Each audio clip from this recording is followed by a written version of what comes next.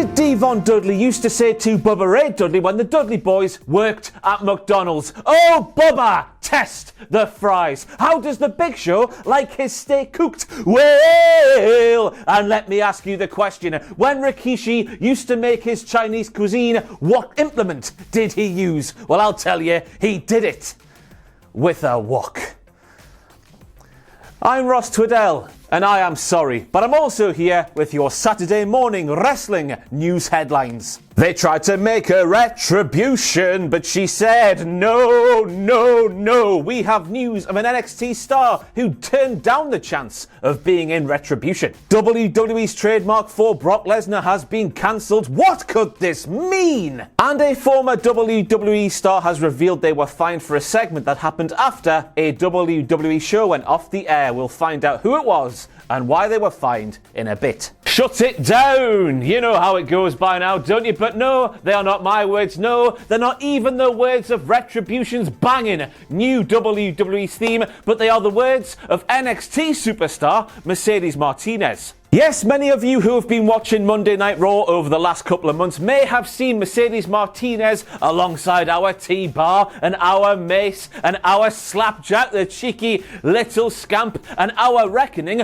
on Monday Night Raw, but over more recent weeks, she's gone missing. But it turns out that via a report from our pals over at Fightful, that Mercedes Martinez was the one who herself told WWE to shut it down. I do not want to be a part of this Retribution thing. Martinez, whose Retribution name could have been something devastating like chainsaw, like paper cut, or maybe even conjunctivitis, before WWE settled on retaliation, was removed from the group before the rest of Retribution signed new WWE contracts. Then, allegedly with Martinez removed from the group itself, a few members of the NXT women's roster were banded about as replacing Martinez in Retribution before WWE said, you know what, let's just leave it as it is. We're gonna make them look like no good cooks anyway, so let's just save one career. Why not, eh? You've got to feel sorry for Retribution. Why are they losing every time? As for Martinez herself, she hasn't had a televised match since the whole Retribution debacle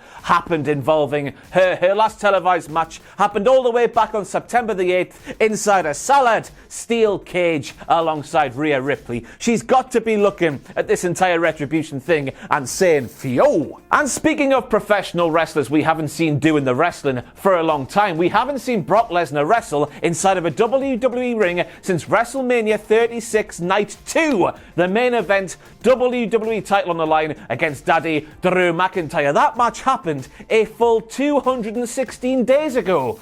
Or is it 216 years ago? You can never tell in 2020, can you? What is time anymore? Lesnar's contract with WWE then expired soon after WrestleMania 36, with the latest development coming to us from the United States Patent and Trademark Office, who have cancelled the trademark for the name of Brock Lesnar after WWE failed to comply with a documentation request. This is news that has been confirmed by those over at Heel by Nature. A little while ago, WWE filed a brand new trademark application for the name of Brock Lesnar to be used in entertainment services by a professional wrestler. The USPTO told WWE, hey, you need to provide written confirmation from Brock Lesnar himself, but WWE, they didn't do that, even though they had a full 6 months to do so, so the trademark application, it was abandoned. And as we stand right here, the latest news is that WWE have until early December to appeal the decision and to try and get their Brock Lesnar name back under their umbrella. More revelations surrounding Brock Lesnar have come to us via Heel by Nature, who have revealed that Brock Lesnar didn't only have one contract with WWE, but he had two. He had one for being an in-ring talent, but he had a second for everything surrounding merchandise tings. But both of those contracts have now expired, and if you take yourself over to www.shop.com,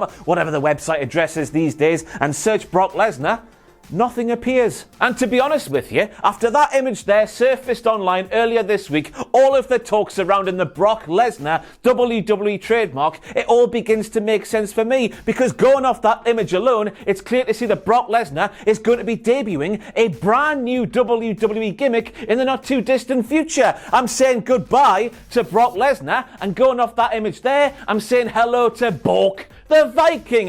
Huss, huss, Huss and all that malarkey. I cannot wait. And next up we have news from my bay and spirit animal, who is just clinging on to his bay and spirit animal status because he keeps ignoring me on Twitter every single time I ask him to be on Straight to Hell. I can't take it too many more times, Miro. Just reply to us, will you? But Miro, he appeared on a recent episode of Talk is Jericho and he revealed that WWE fined him for shenanigans that took place in a match after an episode of WWE TV had gone off the air. Miro, Corbin and English took a breather on the outside of the ring, but when they rolled back into the ring, and I quote from Miro himself, the Usos and the referee super kick all three of us. AJ puts on the referee shirt and counts. I kick out, of course, because I have to protect myself. We go to the back and we get DL'd. Now, I've got no idea what DL'd means. When I hear someone say DL'd, I immediately think downloaded, but surely that can't apply here. So what could it mean? Dick licked? Dr. Luthered? What could it mean? But Miro continues, we got DL'd. We got fined and they told me if I didn't kick out, I was going to get fired. We had phone calls and emails. If someone else had done it, they might have got away with it. No big deal. So there we have it, just in case you are watching this video and you are a WWE superstar and somewhere down the line you find yourself becoming organically, which is the best way to become popular. We all know organically the most popular superstar in WWE, but WWE trash your babyface run and have you booked as a heel, which makes no sense whatsoever. So you get sick of WWE sugar, honey, ice and tea, and you try to have a bit of fun after a show goes off the air and you try to do something funny. Don't do it. You'll get fined and threatened with a sack. So our penultimate news story today requires me to ask of you to just close your eyes, dear viewer, and prepare yourself for optimal arousal.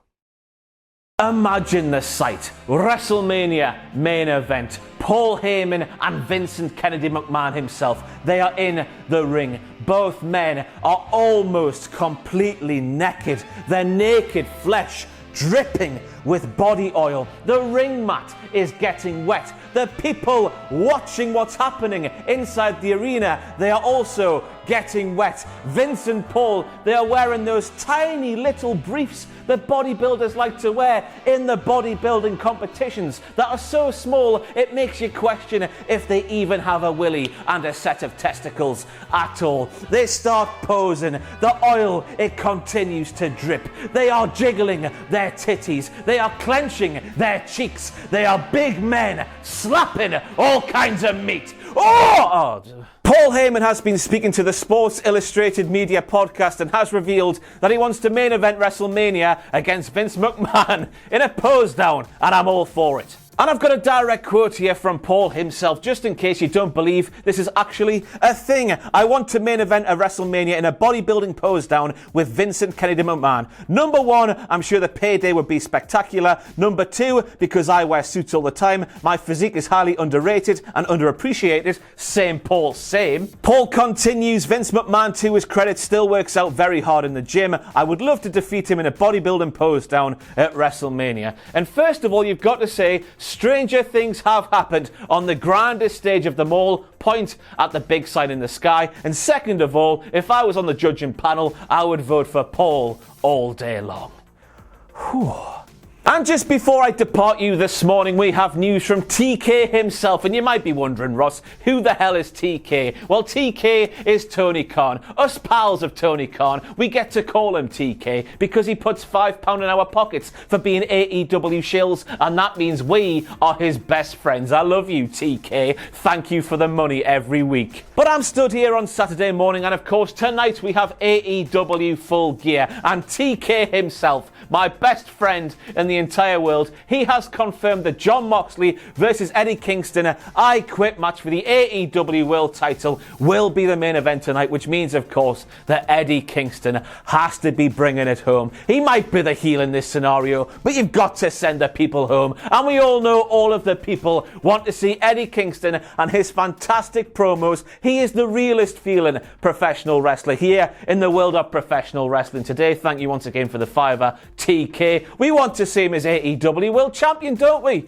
That's why I predicted him to be so in our AEW Full Gear predictions on the channel now, by the way. But that be it for your Saturday morning news headlines. Of course, we have a lot of coverage surrounding wrestling coming up over the next day or two. That's a shock from Cultaholic Wrestling. Later today, my former husband Sam Driver will be here with SmackDown Graded. I'll be back with the WTF moments from Friday Night SmackDown later today as well. Tonight, Owen Mawson, who, by the way, if I can't win the Cultaholic Wrestling Championship tonight at Full Gear, I hope Owen Mawson does. What a story that would be. But the lovely Owen and Jack the Jobber, they are live streaming their reactions to AEW Full Gear right here on this wrestling YouTube channel tonight, live while Full Gear is coming on. And then tomorrow we have what happened at AEW Full Gear. We have graded the WTF moments. Then next week, I've got 2 episodes of Straight to Hell. One with Rocky Romero and the other with Carl Anderson ahead of Talkin' Shopper Mania 2 next Friday, the 13th